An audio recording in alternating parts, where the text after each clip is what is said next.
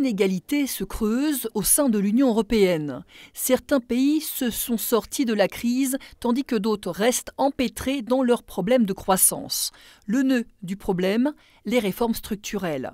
C'est le thème abordé lors d'un séminaire organisé par France Stratégie, le FMI, l'OCDE et la Commission européenne. Le monde économique tend à diverger, certains pays s'en sortent mieux que d'autres.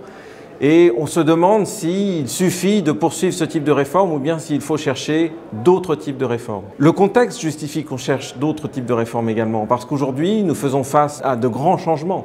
Non seulement des changements démographiques de par le monde, mais également la contrainte climatique qui joue sur l'appareil économique et l'ensemble de nos sociétés, et également la révolution numérique. Des économistes venus de toute l'Europe ont confronté leur point de vue sur cette question. Les réformes structurelles fonctionnent-elles? Malgré certaines mesures d'ampleur, comme les réformes du marché du travail ou de la concurrence, le fossé entre les pays les plus riches et les autres continue de se creuser. Or, d'autres pistes de réflexion existent. On a un ensemble de réformes qui ont peut-être moins fait l'objet d'attention dans le passé en Europe, et auxquelles on s'intéresse un peu plus, toutes les réformes liées à l'innovation, comment améliorer l'interaction en Europe entre les politiques d'innovation, les systèmes éducatifs et le rôle des entreprises. Donc on s'est également intéressé aux complémentarités entre réformes, si vous voulez. Par exemple, vous ne faites pas de politique d'innovation si vous n'améliorez pas le système éducatif, vous n'améliorez pas la concurrence des marchés de produits si vous êtes dans un environnement très corrompu. Une vision globale est donc indispensable en complément d'une gestion au cas par cas. Des pays comme la France, l'Italie, l'Espagne et la Grèce peuvent réformer le travail, assouplir le marché du travail et baisser le chômage. Ce sont des réformes très importantes pour commencer. Mais les Pays-Bas, par exemple, n'ont pas besoin de ce genre de réformes. En tout cas, pas dans l'immédiat.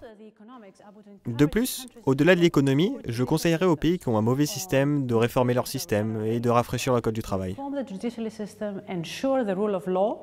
Le Portugal, par exemple, a pris des initiatives fortes en mettant en œuvre des réformes ambitieuses avec des résultats concrets en termes d'emploi et de compétitivité. Le Portugal, entre 2011 et 2013, a mené des réformes structurelles les plus importantes d'Europe. Nous avons pris ces mesures car nous y croyons. Nous pensions que cela pourrait corriger les problèmes de faible croissance, de chômage et de manque de compétitivité.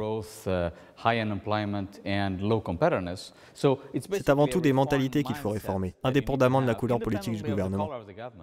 L'exemple portugais est singulier. Avec la crise de 2010, les disparités subsistent au sein de l'Union européenne. Mais avec la reprise qui s'annonce, les pays en difficulté pourraient bientôt tirer les bénéfices de leurs réformes.